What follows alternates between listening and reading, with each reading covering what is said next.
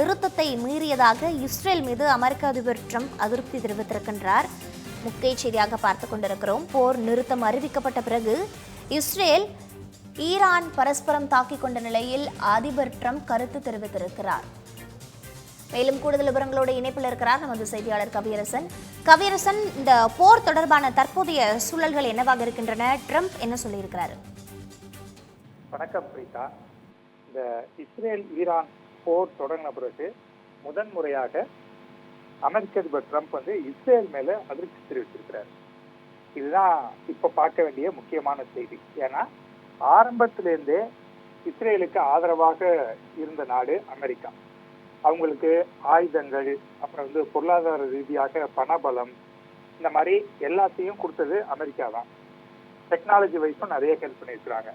குறிப்பா சொல்லணும் அப்படின்னா, சில நாட்களுக்கு முன்பு அமெரிக்கா இஸ்ரேலுக்கு ஆதரவாக ஈரானோட அணுசக்தி நிலையங்கள் மேல பங்கர் பஸ்டர் குண்டுகளை வீசி தாக்குதல் நடத்தினாங்க.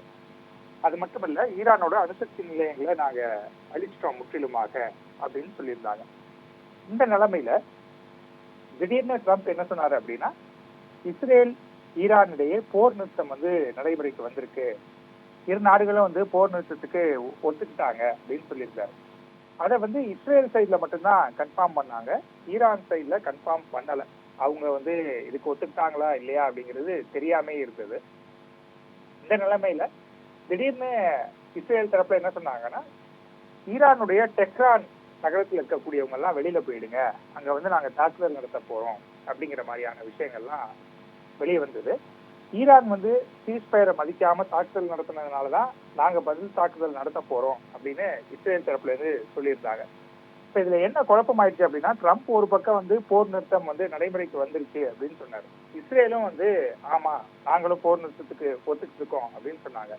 ஆனா திடீர்னு பார்த்தா டெஹ்ரான்ல இருந்து எல்லாரும் வெளியில போங்க அப்படின்னு சொல்றாங்க. ஸோ இது ஈரான் ஒத்துக்காததுனால நடந்த விளைவா, அல்லது வெளிப்படையாக சீஸ்ஃபயர் அப்படின்னு சொல்லிட்டு ரெண்டு நாடுகளுமே உள்ளுக்குள்ள இன்னும் மோதலை தொடர்றாங்களா அப்படிங்கிற சந்தேகம் எழுந்திருக்கிறது.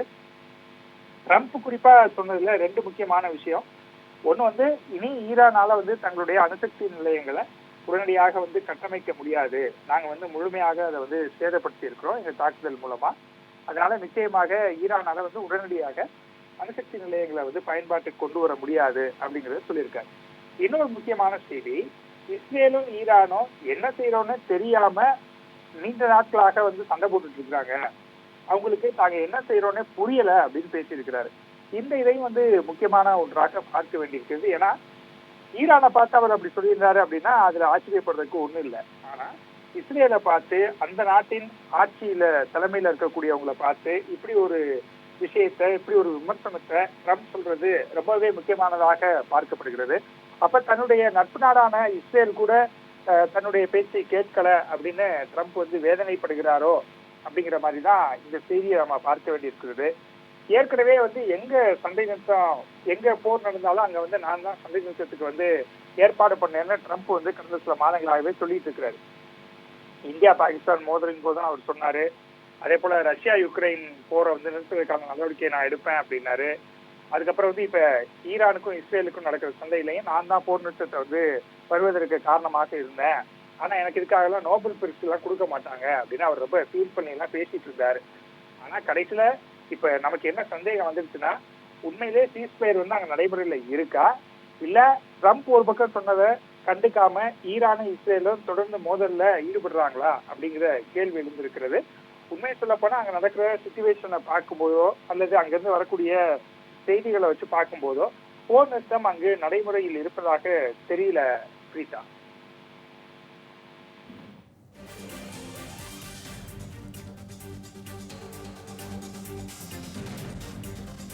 பல்வேறு விஷயங்களை குறிப்பிட்டு இந்த போர் தொடர்பாக அமெரிக்க அதிபர் ட்ரம்ப் தற்பொழுது அதிருப்தி தெரிவித்து கருத்தை வெளியிட்டிருக்கின்றார். தற்போது இருக்கக்கூடிய நிலவரங்களுக்கு நன்றி கவியரசன்.